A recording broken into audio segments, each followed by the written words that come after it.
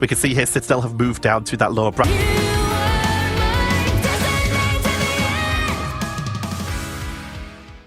Virtus Pro in the Marvel Rivals Challenge 3. This is one of Adam, actually, the Saipe. Nobody's really getting too low for Alcacia, namely from all of the strategists pumping out healing, and an invisible boundary could be up very quickly for Maluki at 80%. Darker dropping low, but is staying up, keeping the healing output going. They had the soul bond on them earlier, quick teleports, and they finally get through Maluki. They've just got the ult as well, right at that moment. Well, they're going to have it for the next fight, as Alcacia will just... It's a setup. The Jeff ult only activates when you hit the floor, so the sound effect, now you delay it on a huge group up. 2 members flee. It's blown up immediately.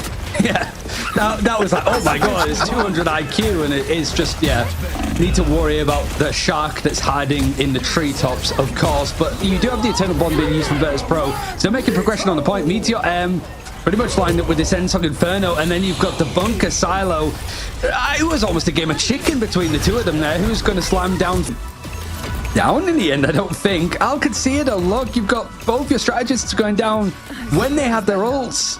And that's just like the focus from Virtus Pro. I mean, you're going to have to sort of slow it down and watch your back to see if any mistakes were really made for that backline of Alcacia. But I think it's just more that Virtus Pro sort of knew which targets to focus on.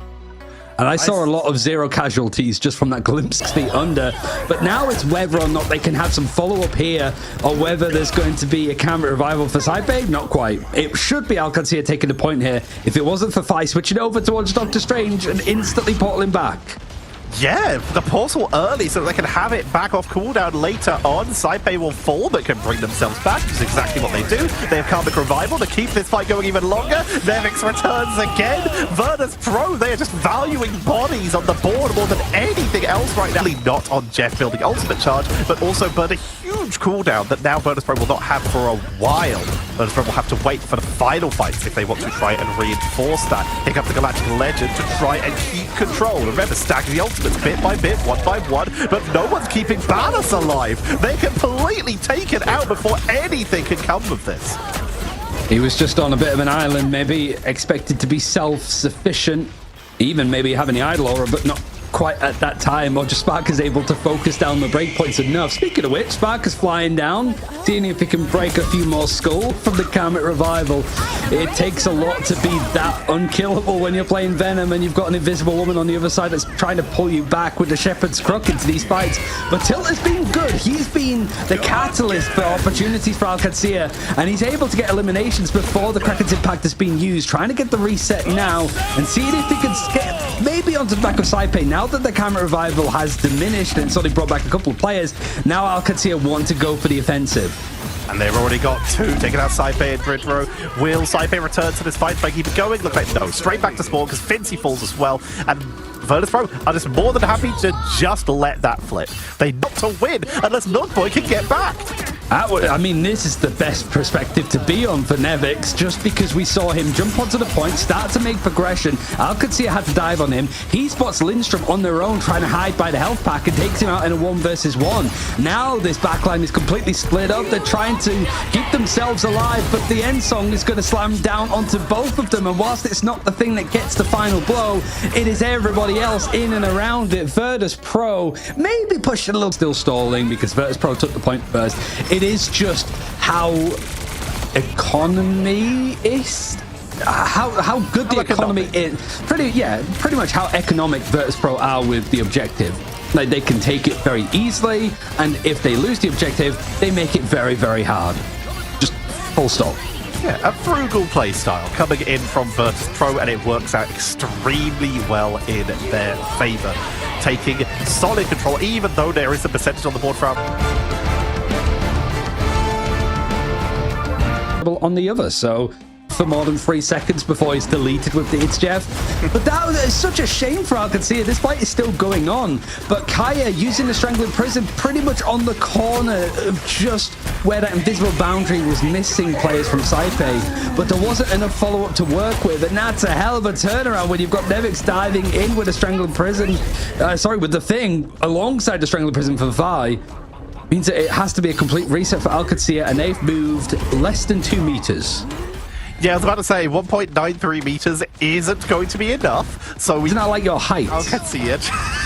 I don't actually know how much it is. Spat out into an awkward corner, easy pick off onto Milk Boy, and you have to imagine that Kaya has to reset as quickly as they possibly can.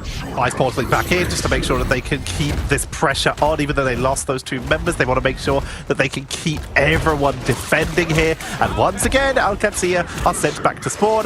We're definitely approaching my real life height now of 29 meters tall. Yeah. As they're going to be holding on for the moment. This is Not much. But Thai has been amazing playing this sort of Vanguard over on the Gruten and the Doctor Strange. Like, that Eye of Agamotto found so much value, and there's 10 seconds left for Alcancia to get it more than 30 meters. 32 meters feels like a mile. They're still able to touch, but now here comes clobbering time. Dark Force teleport is able to keep some of the backline members safe, and Milk Boy gets two. Dredro is down. Groot Wall's doing a lot of damage on the way through, but they've already managed to push on through. The backline is melting into the wall, forced to leap away. Fire on that Wolverine is trying to melt on through the front line. Invisible Banner keeping the team topped up. It's Jeff used for safety. Once again, not going to be finding anyone, so just want to make sure that they stay up in the fight, but they're going to get melted by Ballas. Lindstrom takes out Dredro as well. Barker brings back Nevix, but Alcancia with time right at the end of the board are starting to make space. But Sparker, he's got the rabies. The rocket is starting to just start one of the best duelers in the sky, having temporary hit points and invulnerability frames, making it very hard to duel. Last stand though, melting through. It's enough to set up for the finishing blow onto Maluki, exactly like we said from Sparker. It's a pretty scary fight to be in for Kai. He eventually does go down. Sparker from the sky is the one that's going to pretty much put a cap on top of that one, and the Rage of Ultron is going to turn this cap into a little bit of a snowball tumbling around, forcing a full reset from Alcancia with ultimates in the back pocket to use. But that pick on Takaya, punished as he tried to leap in, means that it has to be a full reset from Alcancia, despite having a lot to make that a good fight for them. They're about to have every... I've seen this before. We saw it in the last series a little bit with Citadel. Just this is a very difficult place for the attackers to try to regain control of this objective. And time isn't on your side, so able to get that payload moving much further than the first checkpoint. But it was a lot better than 2 meters, which is what it was stuck on for a good portion of that attacking side. So many members, honestly, I feel like they need to go more aggressive so they can take advantage of the portal, because now they're about to get incredibly staggered. In comes Jeff into the backline, finds a rocket. Flee, Jeff, flee! Dredro looks for the kidnap. Oh my god, it was a very quick invisible boundary for Maluki. We're sort of used to and expect that to an extent, but how quickly Sparker found up that final judgment. Less than a minute, he's able to just churn it through. And now it's a scram. Which might punish Kaya. Like you say, currently hiding. If Kaya moves in, could get caught by Wolverine and be in serious trouble. I just saw the red outline on, like, basically the roof behind them, but they try to work out exactly where Kaya is.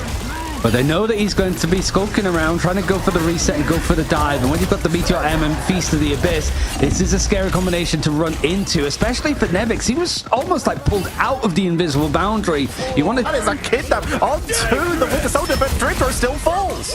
Oh, Sparker though, final judgment. He doesn't need really much help when it comes to the aiming. He's crisp enough as it is. There's not much for Alcancia in order to try and contest this. If they want to get on it, they need to now. But the Groot wall is just enough to go. There's the losers bracket for you. Us at Virtus Pro are going to be making it up to the upper bracket fun. Second, you see Virtus Pro do well and also fix the mistakes they've made. The belief returns. And you know what? For good reason. Because this is just Virtus Pro continuing to do what they do best. Get win after win. But Alcancia, it's exactly what we called. They've improved. One game to the next. They've got better and better, and now moving down to that lower bracket to play against the winner of, I believe, Peps versus FaZe, they now need to continue that journey. Raccoon's newest edition, NX, leading the charge.